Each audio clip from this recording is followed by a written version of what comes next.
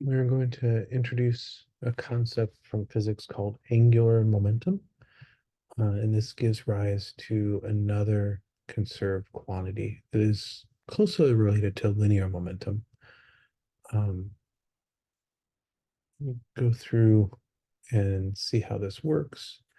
So our initial definition, this lowercase l vector quantity is the angular momentum for a single particle. So imagine I've got some particle with a momentum p, and then relative to some point in space, I have a position vector laid out.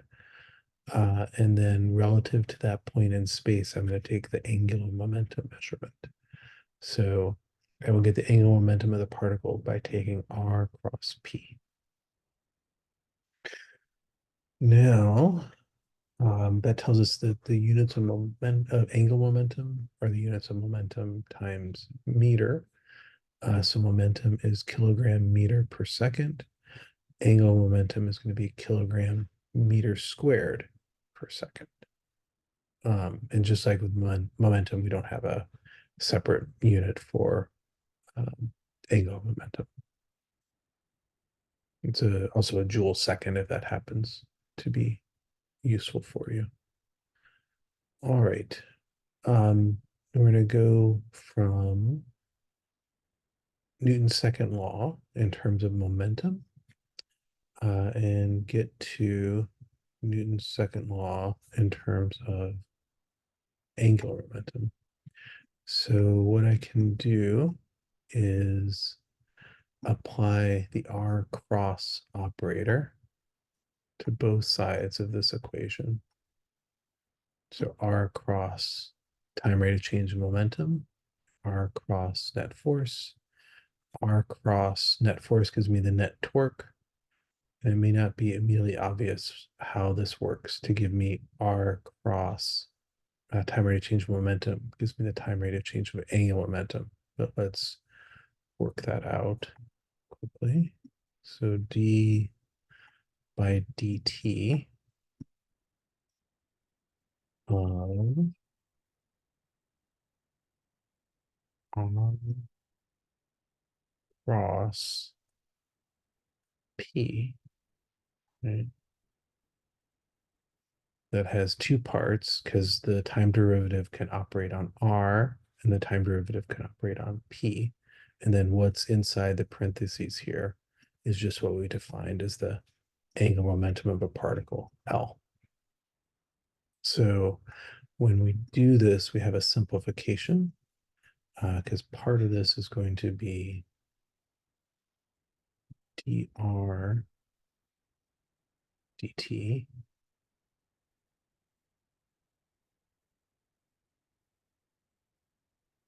cross p. And then I have to add to that the time derivative acting on the linear momentum. So I have r cross dp dt. All right. Now, this dr dt is itself the velocity, and we know the velocity is parallel to the momentum. So this first term has to be zero. And so, in fact, um, when I take the time derivative of the angular momentum of the particle, I do get just r cross dp dt. And so I can say that the net torque is equal to time rate of change of angular momentum of the particle. And we'll go from a single particle to a system of particles. Just like you could have the momentum of a system. We'll talk about the angular momentum of a system here in a little bit. So going through that,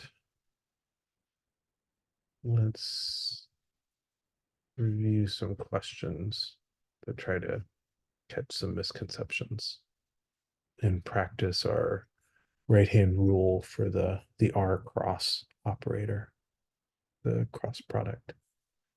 All right. Person is spinning a tennis ball on a string in a horizontal circle so that the axis of rotation is vertical.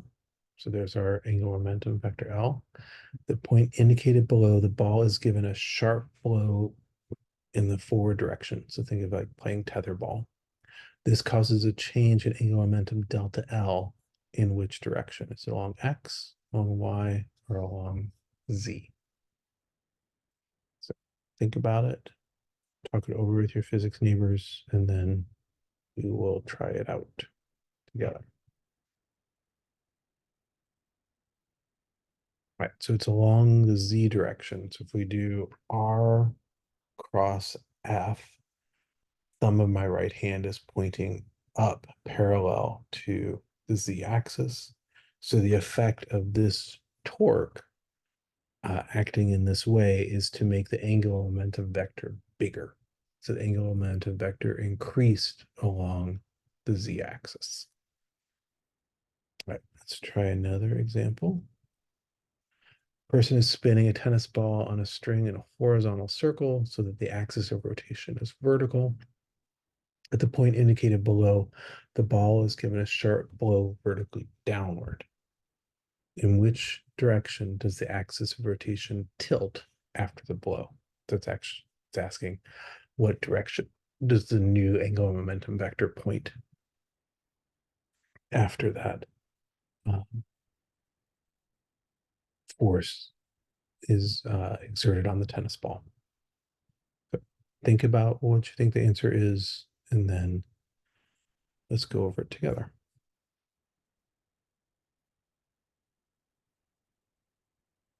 All right, so again, with torque being R cross F, the fingers of my right hand have to point down.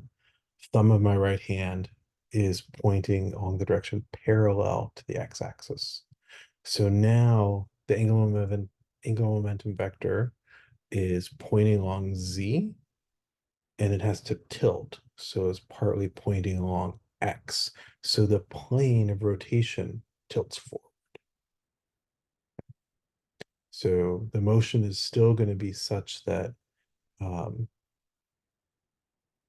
it's rotating in a plane perpendicular to the angular momentum vector, but the angular momentum vector changes direction as a result of the torque. And that's a fun thing you can play around with a tetherball on a playground. It gives some counterintuitive effects.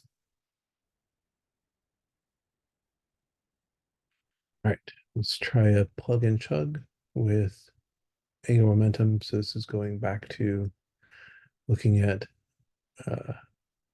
the tomb of Tutankhamun. So that revealed a sling. This sling, given its parameters, if you whirl it in a horizontal circle, you could wind up using it as a weapon or a tool for hunting. So the sling would hold a 50-gram stone. It had a radius of 1.2 meters, and a human being could swing it around fast enough to make 2 revolutions every second. So what was the angular momentum of the stone under those circumstances? So try a little plug and chug and see what you come up with.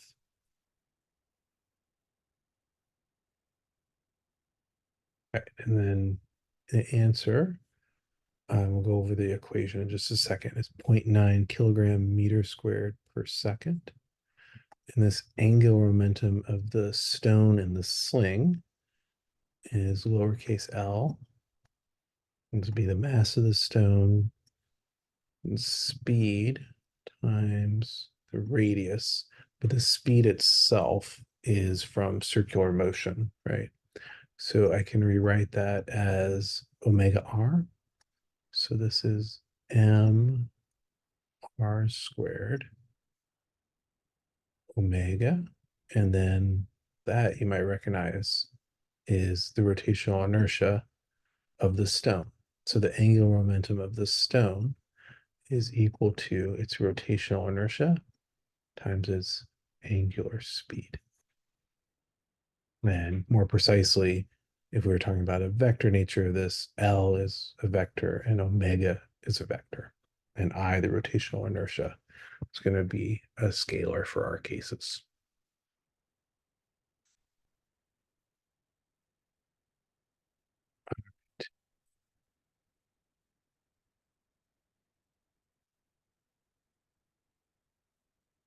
Move that up.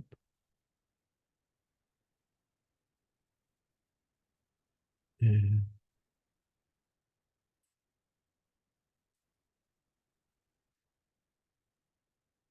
next question. So a particle is moving in a straight line at a constant velocity with respect to a point P.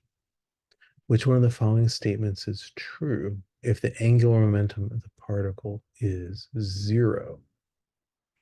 So particle can't be traveling at a constant velocity. The particle has passed through point P. Particle cannot pass through point P. And the path of the particle must pass through point P. So think about what you think the answer is. Which of those cases is possible? And review with your physics friend.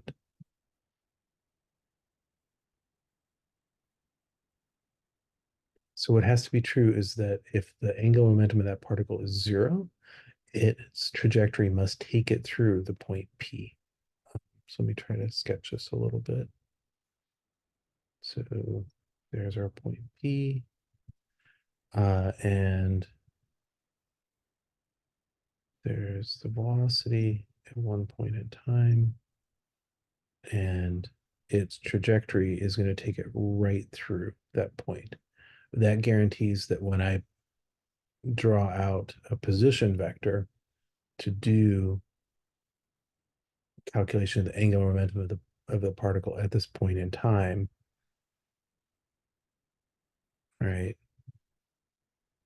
R cross P is going to give me 0 because before it has passed through point P, the vector is pointing in the opposite direction, and after it has passed through point P, they point in the same direction.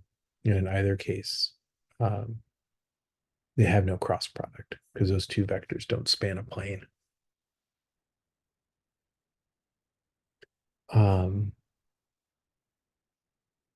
A would violate Newton's first law of motion. If it's moving at a constant velocity, there's no indication there's a force on it. It's got to keep moving at a constant velocity. We can't tell if it has already passed through point P or will pass through point P. Right? So that's why B is not correct. And then if the particle does not pass through point P, so let's say that's the trajectory of the particle and here is point P, right? Then that particle will have an angular momentum that is non-zero. Here's its velocity at some moment in time. And we can draw the perpendicular. And there's R cross P is going to be non-zero. And that is preserved all along this trajectory. All right.